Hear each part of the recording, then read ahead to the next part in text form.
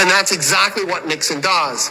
He ends the liberal economic boom. By 1973, it stops. And if you look at all the socioeconomic vectors that you would want to measure, except for life expectancy. So, right, standard of living, cost of living, all those things.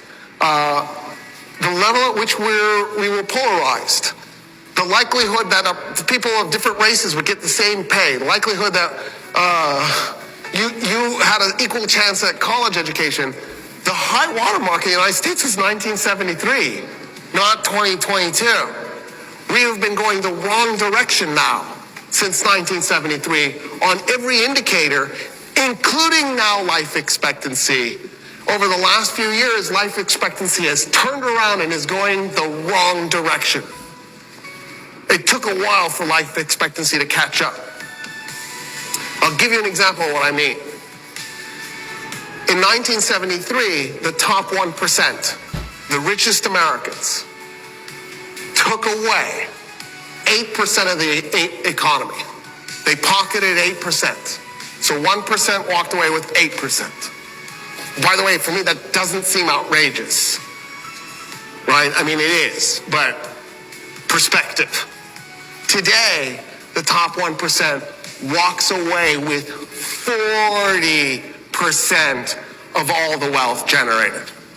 Our oligarchs are plundering our labor, and they're pocketing the money.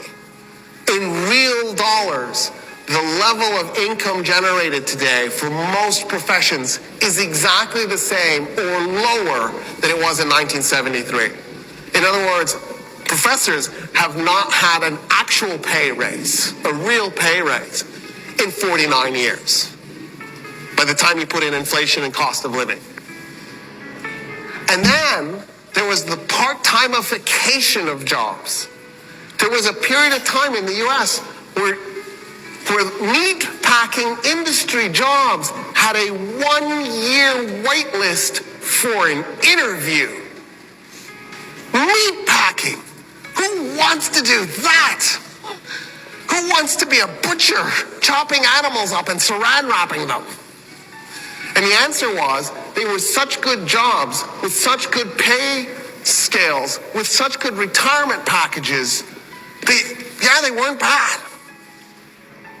1-year wait list. Today, they're largely done by undocumented immigrants who have no minimum wage rights, no types of benefits, no retirement. And the job safety standards are hideous.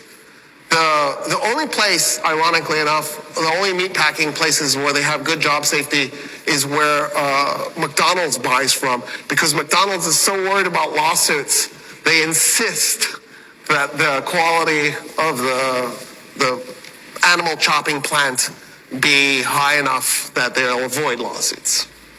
Crazily enough. And I'm still trying to wrap my mind around it, that McDonald's is somehow the voice of reason in our country. Like, what? How did that happen? Thank God there's somebody.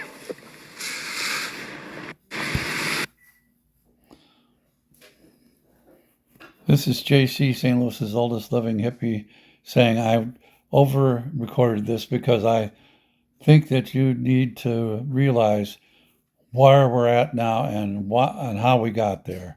So I'm reposting this video, even though they wouldn't let me do a duet. I'm posting it with my comments. So you can see how Reagan fucked us.